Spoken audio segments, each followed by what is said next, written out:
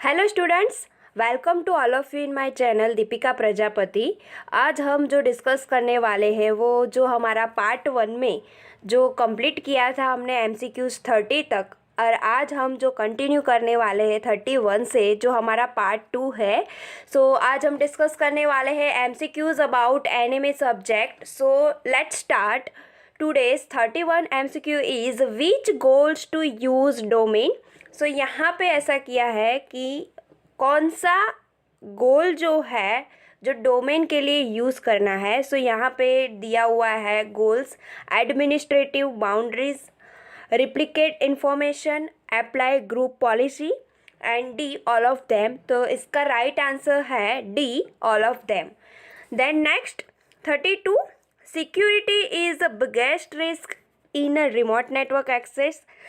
This sentence is true या false? So this sentence is exactly true, so the right answer is option A, true। Then next 33, what is the full form of PSTN। सो आप लोगों को मैंने पहले से ही हमारी जो video lecture की सीरीज़ है वहाँ पे जो हमने डिस्क्रिप्टिव में जो ऑल टॉपिक्स कवर किए हुए हैं वहाँ पर भी मैंने आप लोगों को कहा था कि ये सारे फुल फॉर्म जीटीयू के एग्ज़ाम के लिए बहुत ही मोस्ट इम्पॉर्टेंट है। सो वंस अगेन फिर से यहाँ पे एमसीक्यूज़ में भी आया है, what is the full form of PSTN। So PSTN का राइट आंसर है पब्लिक स्विच टेलीफोन नेटवर्क। तो इसका राइट आंसर है option B, public switch telephone network. Then next, PSTN link support how many bandwidth for data. इसका meaning है जो PSTN की link है वो कितने बैंडविड्थ डेटा के लिए सपोर्ट होता है। सो यहाँ पे KBPS में दिया हुआ है उसकी स्पीड जो डेटा के बैंडविड्थ में यूज़ होती है। सो कितनी स्पीड होती है। सो जो PSTN की लिंक है वो 64 KBPS की डेटा बैंडविड्थ स्पीड के लिए सपोर्टिव है। सो यहाँ पे राइट आंसर है option number A, 64 KBPS। Then next, fill the blank voice blank internet protocol. So इसका राइट आंसर है voice over internet protocol. Okay, then next 36, in a wireless communication base station is connected to central hub and that is called as MNC।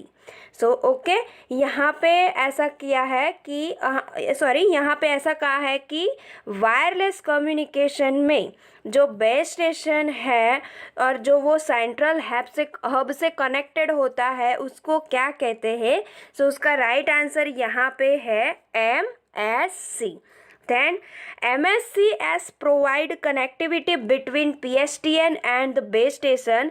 So this statement is true and false। तो obviously ये वाला जो हमारा statement है वो true है। So इसका right answer है MSC provide connectivity between PSTN and the base station and this is the right statement। Then next, PSTN is blank and wireless networks are blank। सो यहाँ पे जो दो ब्लैंक्स दी गई है उसमें राइट आंसर जो हमारा है वो डी ऑप्शन है, virtually static and highly dynamic. जो PSTN है वो वर्चुअली स्टैटिक है एंड जो वायरलेस नेटवर्क्स है वो हाईली डायनामिक है। Okay, then next, ISDN stands for Integrated Services Digital Network। So ISDN का फुल फॉर्म क्या है? Integrated services digital network. So यहाँ पे 39 का राइट आंसर है option number A. Then 40, ISDN provides integrated end user access to only packet switch network। सो यहाँ पे ISDN जो है यहाँ पे ऐसा कहा है जो ISDN है वो जो इंटीग्रेटेड एंड यूज़र एक्सेस करते हैं वो ओनली पैकेट स्विच नेटवर्क के लिए होता है, उसके लिए ही प्रोवाइड है ISDN। सो ये वाला जो स्टेटमेंट है वो फॉल्स है, बिकॉज ISDN जो है वो ओनली एंड ओनली जो हमारे एंड यूज़र होते हैं वो ओनली स्विच पैकेट के लिए प्रोवाइड नहीं है। ओके, सो ये वाला स्टेटमेंट फॉल्स है।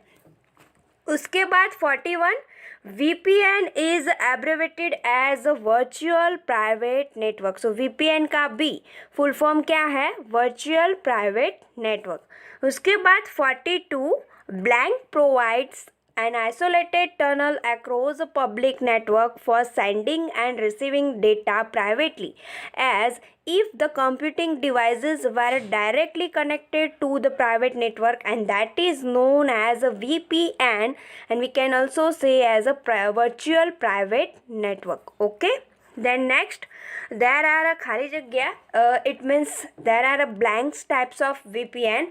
So यहाँ पे दो टाइप्स के VPN जो है वो यूज़ होते हैं। सो मेनली 2 टाइप्स के VPN होते हैं और आप लोगों को शायद पता ही होगा कौन कौन से VPN होते हैं। तो यदि नहीं मालूम है तो मैं आप लोगों को बता देती हूँ। एक जो होता है वो साइट टू साइट VPN होता है और दूसरा जो होता है वो रिमोट नेटवर्क एक्सेस का VPN होता है। So there are mainly 2 types of VPN है। जो 5 प्रोटोकॉल है वो उसके टाइप्स नहीं है, उसका प्रोटोकॉल्स है, लेकिन there are mainly 2 types of VPN होता है। कौन कौन से VPN होता है? सो पहला वाला जो है वो साइट टू साइट VPN है और सेकंड वाला जो है वो रिमोट एक्सेस नेटवर्क VPN है। ओके, सो इसका राइट आंसर है option number B. Then next DHCP, it means Dynamic Host Configuration Protocol, provides blank to the client. So जो Dynamic Host कॉन्फ़िगरेशन प्रोटोकॉल है वो क्या असाइन करता है? IP address, it means internet protocol address. So इसका right answer है option number A. Then DHCP is used for IP address version 6 and IP address version 4, दोनों के लिए यूज़ होता है। सो यहाँ पे उसका राइट आंसर है option number C, both IPv4 and IPv6। Okay, then 46 the DHCP server blanks, यहाँ पे उसका राइट आंसर है ऑल ऑफ द मेंशन। यहाँ पे जो DHCP सर्वर के लिए स्टेटमेंट दिए गए हैं जो ऑप्शन ए में है, DHCP server maintain a database of available IP addresses. Option B, maintain the information about client configuration parameters. And option C, grants a IP address when receive request from a client. So ये सारे के सारे जो statement दिए गए हैं DHCP server के लिए वो सही है। सो इसका ऑप्शन डी जो है वो राइट आंसर है all of the mention. Okay, then next 47 DHCP client and servers on the same subnet communicate via UDP broadcast। इसका जो राइट आंसर है option A, UDP broadcast। Okay, then 48 DNS client is called as DNS resolver. Okay, so DNS client जो है उसको हम DNS resolver भी कह सकते हैं। सो ये वाला मोस्ट इम्पॉर्टेंट है। उसके बाद 49 servers handle request for other domain by contacting remote DNS server. So ये राइट आंसर है option B, server handles request for other domain by contacting remote DNS server. Then 50 DNS database contain name server records, host name to address records and host name aliases, all of the mention because जो DNS stands for domain name system।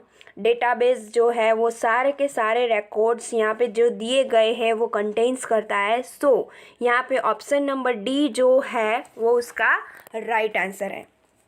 सो हम लोगों ने ये आज के जो part 2 में 50 तक कवर किया है। सो अब हम नेक्स्ट 51 से पार्ट 3 में कंटिन्यू करेंगे। So dear all student, I hope you all easily understand about this all MCQs of NMA subject by this PPT video lecture series. सो आप लोगों को यदि ये मेरा वीडियो अच्छा लगता है, अंडरस्टैंड होता है और ये GTU के लिए बहुत ही मोस्ट इम्पॉर्टेंट है, तो इसको लाइक करो, शेयर करो और सब्सक्राइब करो।